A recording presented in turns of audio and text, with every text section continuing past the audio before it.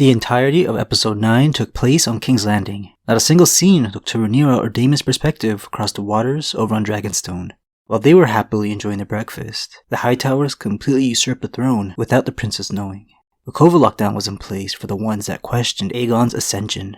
But in episode 10's preview, Rhaenys escaped atop her dragon Meleys and made it to Dragonstone, delivering the news, declaring her loyalty to the Blacks. The first thing she tells Rhaenyra is that they're coming for her and her children. Then cut to Daemon going for his Valyrian steel sword, Dark Sister. Much smaller than Aegon II's sword, Blackfire, that gets passed down to Targaryen kings, but he's nowhere near as dangerous as the Rogue Prince. Daemon advises his wife to not bend the knee to the Hightowers after they stole her birthright, which they did. He's in this marriage to become a king. He's not going to watch that be taken from him. We know Otto has no intention of letting Rhaenyra, Daemon, and the 5 boys live, but Alicent wants a more peaceful approach. What we don't know is what Aegon II wants. He's a little more unpredictable. One minute he's running from the crown, the next he's fully embraced his new role, hyping up his crowd. No time for grieving Viserys. Not in episode 9, and by the looks of it, not in episode 10 either. Instead, everyone is prepping for a civil war. Aemon's way of prepping is removing his bothersome eye patch. If he didn't already give off villain vibes for you, he's going to be going for a much more ominous look. Before a war can kick off, you need to call your banners and try to bring in some allies. During their stay in Dragonstone, Rhaenyra had 2 Kingsguard living in the castle on duty to protect her. This guy's Sir Steffon Darklyn, the other is Sir Laurent Marbrand. House Darklyn, very iconic fighters, Kingsguard fighters particularly. One of the Kingsguard twins, Eric Cargyle in King's Landing, has left to honor Viserys' wishes, which means he's leaving his twin behind with Aegon. Lord Commander Harold Westerling removed his cloak in episode 9 during that secret meeting. But he was long dead in the books by this point in the story. From natural causes, I believe, or maybe it just wasn't stated. In this adaptation, he says he's staying out of it until there's a king in power to serve. But there's animosity between this Lord Commander and his former subordinate, Criston Cole. There was also all those wholesome early moments in the first few episodes between Sir Harold and the Realm's Delight, before the huge time skip.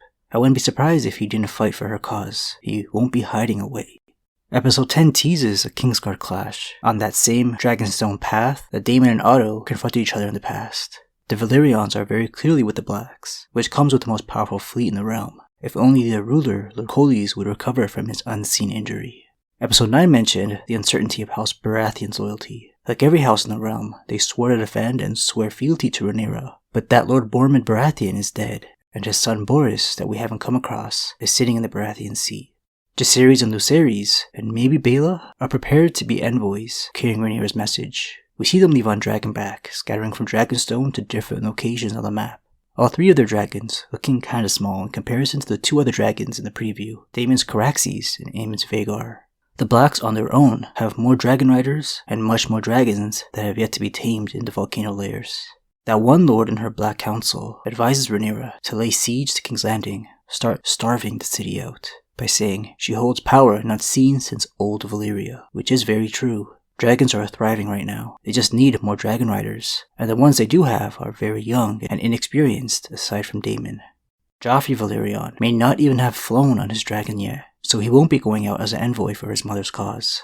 The Dance of the Dragons had 21 dragons in the books during the Civil War. 15 on the Blacks, 6 on the Greens.